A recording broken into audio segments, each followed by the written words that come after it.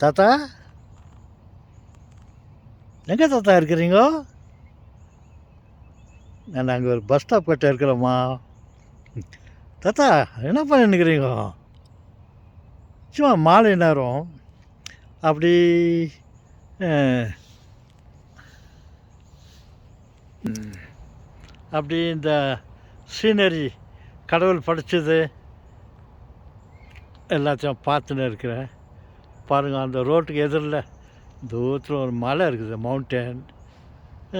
அங்கெல்லாம் ஆகாயத்தை பாருங்கள், என்ன அழகாக இருக்கிறது.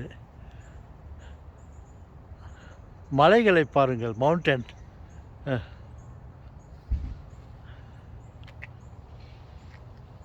என்ன அழகாக இருக்குது இல்லை? கடவுள் படித்தது அதெல்லாம் நான் பார்த்துருக்குறேன். கடவுள் உலகத்தை தான் படித்தார். பத்தாததுக்கு இந்த மரங்க செடிங்க இதுங்களெல்லாம் படித்தார். மனுஷனை படித்தார். மாடு, ஆடு, கோழி, கொக்கு, மீன், பறவைகள் இவைகளெல்லாம் படித்தார். பாருங்க தாத்தா, எவ்வளோ படிச்சிருக்காரு. இப்போ இன்னும் படிச்சுன்னே இருக்காரா தாத்தா? இன்னும் உலகத்தில் இருக்கிறதெல்லாம் இன்னும் படிச்சுன்னே இருக்கிறாரா? இல்லைடா செல்வங்களே, அவருக்கு அதிக ஆசை இல்லைடாம்மா. அவருக்கு சும்மா ஒரு 2 நாள் எல்லாம் பார்த்தாரு. எல்லா இடத்துலையும் காலியாக இருந்துச்சு, வெறிச்சோடி இருந்துச்சு. வானம் இல்லை, பூமி இல்லை, ஒரே இருட்டாக இருந்துச்சு.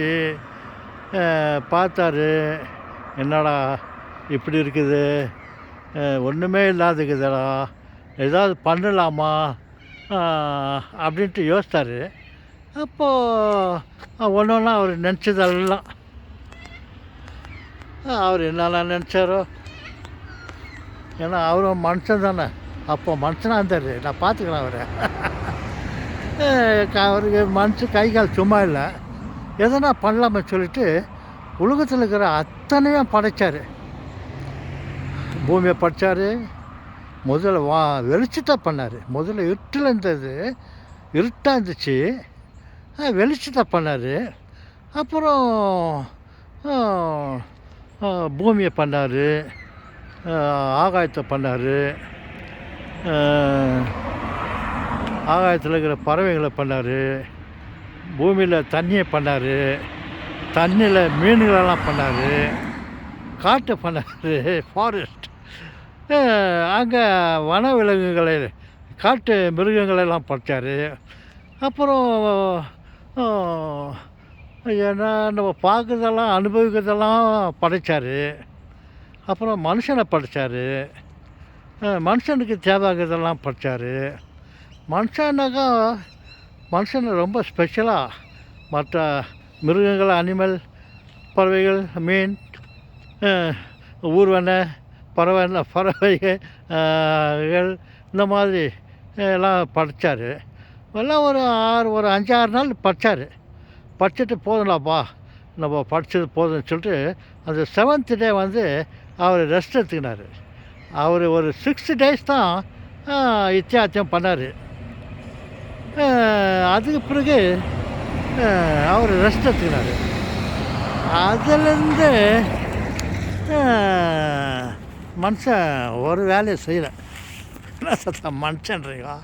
ஆமாம்மா, முதல்ல நான் அவரை பார்த்த ஒரு முறை என்கிட்ட வந்தார், என்னுடைய வீட்டுக்கு வந்தார். நான் வீட்டில் ரொம்ப டயர்டாக, சுஸ்தாக, ரொம்ப சிக்காக இருந்தேன். அந்த வீட்டில் அப்போது யாரும் இல்லை, என்னை பார்க்கறதுக்கு யாரும் இல்லை. ஆனால் மம்மி மட்டும் இருந்தாங்க. அவங்க வந்து என்னை எழுப்பி காலையில் எழுந்துருங்க, எழுந்து சாப்பிடுங்க, ரொம்ப டயர்டாகிறீங்களே, ரொம்ப டயர்டாகிறீங்களே, எழுந்து சாப்பிடுங்க அப்படின்ட்டு என்னை வற்புறுத்தி எழுப்பியிருந்தாங்க. நான் எழுந்து சாப்பிட்லாம் தான் எனக்கு ஆர்வமாக இருந்துச்சு, கொஞ்சம் பசியாக கூட இருந்துச்சு. ஆனால் என்னால் எழ முடியலை பெட்லேருந்து. அப்போது ஒரு ஆள் வந்து என்னை தூக்குறாரு. என்னை வந்து தூக்கி உக்கார வச்சார். வீட்டில் மம்மி மட்டும் தான் இருந்தாங்க, யாரும் இல்லை அப்போ. வந்து தூக்குனாரு, உட்கார வச்சார், என்னை சாப்பிட சொல்லி சொல்லி சாப்பிட வச்சார். நான் 2 வாய் எடுத்து சாப்பிட்டேன். சாப்பிட்டுட்டு இவரை பார்த்தேன். யார் இவர்? வீட்டில் யாரும் இல்லையே, இவர் யார்? இப்பேற்பட்ட அழகாக இருக்கார், நல்ல ஒரு 7 ஃபீட் ஹைட்டுக்கு இருந்தார், அதுக்கு தகுந்த மாதிரி பாடி ஸ்ட்ரக்சர் நல்லா இருந்துச்சு. இவரை வந்து என்னை அழகாக என்னை தூக்குனார், என்னை தூக்கி உட்கார வச்சார்.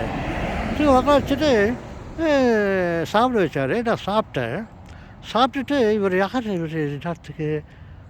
ஒரு கடவுளாக இருக்குமா சொல்லிட்டு, சரி உடனே அவர் ஆசையாக என்னை பார்த்து தூக்கி உட்கார வச்சு என்னை சாப்பிட வச்சியே சொல்லிட்டு அவர் மூஞ்சை பார்த்துக்கின்னு அழகாக என் கையில், என் 2 கையிலையும் அவரை அணைச்சி கட்டி பிடிச்சிக்கின்னு அவர் மேலே எனக்கு அன்பாக ரொம்ப ஆசையாச்சு அவர் மேலே.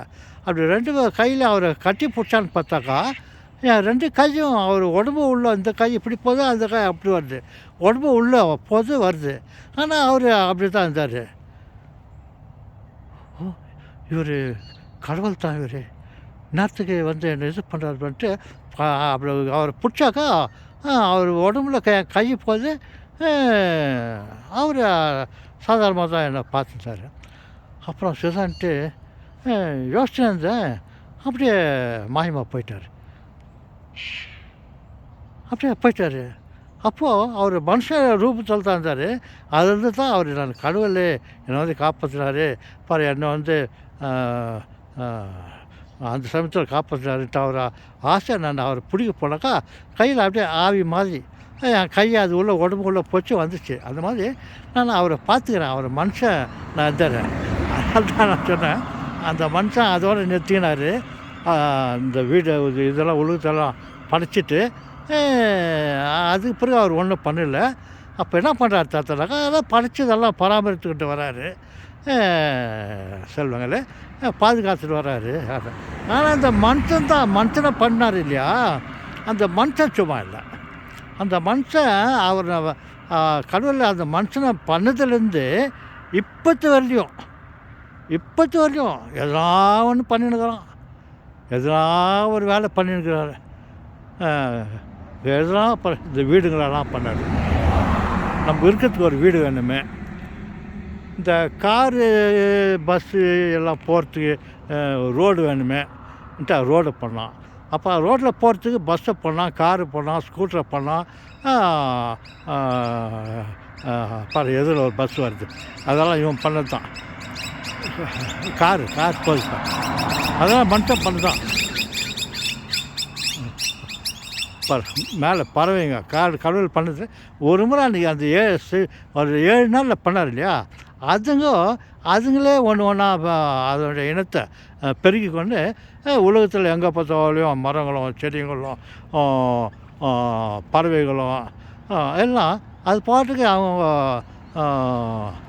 வர்க்கத்தை அதிகத்து அது வம்சத்தை வளர்த்து கொண்டே வருகிறது.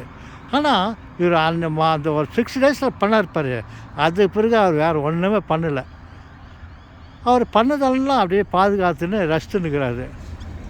ஆமாம் செல்வங்களே.